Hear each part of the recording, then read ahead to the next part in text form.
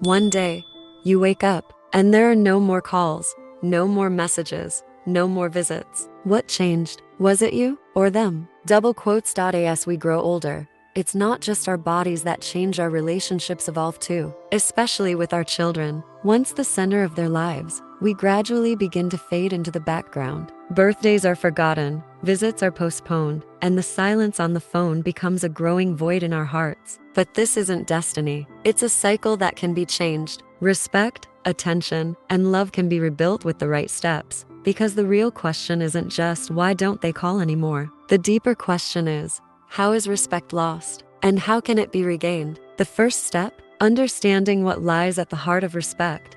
Boundaries. Many parents, often with the best intentions, overstep into their children's lives. We want to help, but sometimes, unknowingly, we suppress their efforts to become independent individuals. The more they pull away, the more we cling. And the more we cling, the further they run. But this isn't a battle. It's a matter of balance. In this video, we'll talk about 7 powerful ways to rebuild relationships, regain respect, and truly become a parent who is heard. You can make your love, wisdom, and experience built up over the years visible once again. Remember, respect isn't earned through silence, but through speaking in the right way. First way, set boundaries clearly, not quietly. Richard is 74. He has 4 children, all living in different cities. He was once very close to them, helped with school projects, carried moving boxes, even sent monthly money when one of them got married. But over time, that closeness faded into silence. Visits became rare, phone calls shorter. One day, he decided to visit his youngest child on their birthday without telling them beforehand. His daughter-in-law answered the door, surprised but kind. He couldn't stay the night because they already had guests. That's when Richard realized he was no longer a central figure in their lives. But more importantly, he had never set boundaries or clearly expressed his expectations. In our culture, many parents believe that silent sacrifice will be met with love in return. But in modern life, that rarely works. Setting boundaries isn't just about saying enough. It's also saying I have needs, space, and feelings too. And this clarity is the foundation of respect. Psychologist Dr. Joshua Coleman says one of the most common mistakes aging parents make is choosing silent guilt over open communication. But healthy boundaries offer structure. Even love can become overwhelming without them. Harvard's long-running studies on life satisfaction show that the most fulfilling parent-child relationships are built on clear communication and mutual expectations. So what can you do? Has your child not called in weeks? Instead of saying nothing or making a passive complaint, say, I really miss talking to you. A short chat once a week would make me so happy. Setting a boundary doesn't create conflict, it creates clarity. And clarity is the first step to healing complex relationships. Remember, before you knock on a door, someone inside must hear you. Clearly expressing what you need gives your children a chance to truly listen again. Second way, choose to understand instead of criticizing. Helen is a 72-year-old retired nurse. She spent her life helping others and always had her children's best interests at heart. But now, every conversation with her daughter turns into an argument within minutes. You're late again.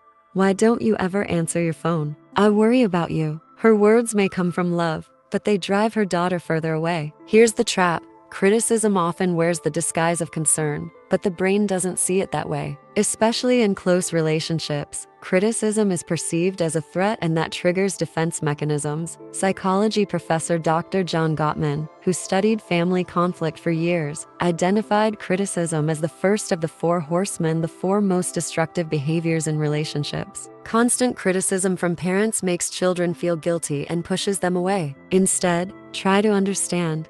Instead of, why don't you call me? Say, I miss talking to you. I know we're both busy, but hearing your voice really lifts me up. Double quotes. It might sound like a small shift, but the effect is powerful. Empathy doesn't fade with age. It just gets buried under habits. Choosing to empathize and listen without judgment tells your children, I'm trying to understand you. And that creates not distance, but closeness. Remember, for them to hear you, you might have to hear them first. Third way, show that you're valuable without needing them. Michael is 75 and lives alone. His children are busy with their own lives in different cities. Whenever he calls, the conversation quickly turns to the same theme. When are you visiting? Why have you forgotten me? I'm alone. I don't deserve this.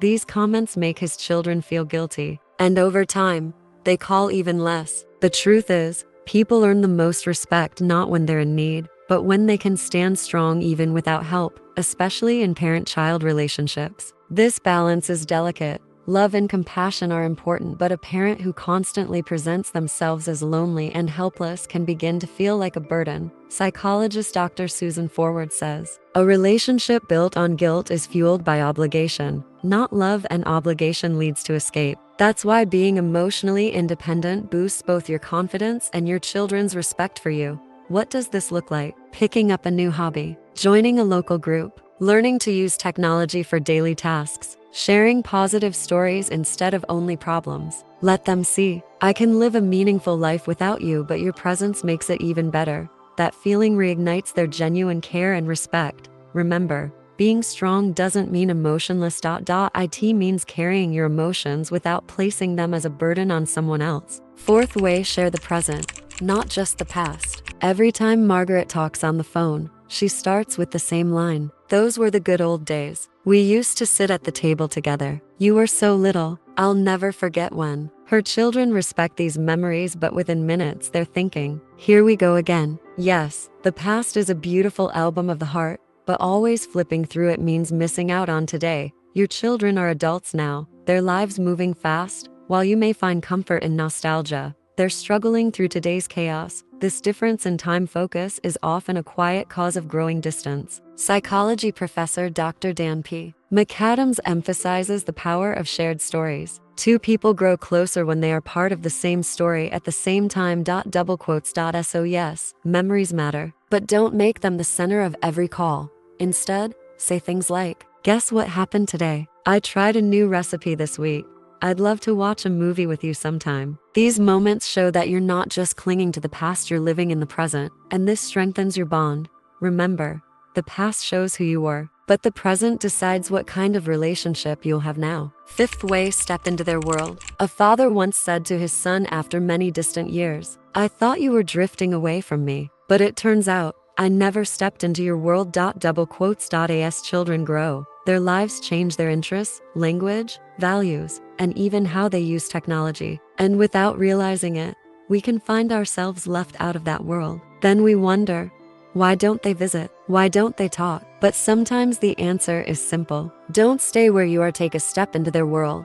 This doesn't mean acting young or pretending to understand everything. It means asking about the shows they watch, learning about the apps they use, genuinely listening to something new they've learned. These seem small, but they're the foundations of deeper connection. Respect is not just given from parent to child, it's built together. Research backs this up too. Seniors who take an interest in younger generations' lives build stronger bonds and feel less loneliness. This also benefits mental health. Remember, if you want your children to understand you, you must first reach into their lives. Who knows, maybe one day you'll end up watching your grandchild's strange video game. Or maybe it all starts with just asking, "What did you learn today?" Sixth way, don't bottle up your hurt. Share your feelings honestly. For years, we were taught that silence is strength. Let it go. The elder forgives, but forgiveness and suppression are not the same. Unspoken emotions can turn into deep emptiness over time. But here's the truth. Respect begins with honest yet gentle emotional expression.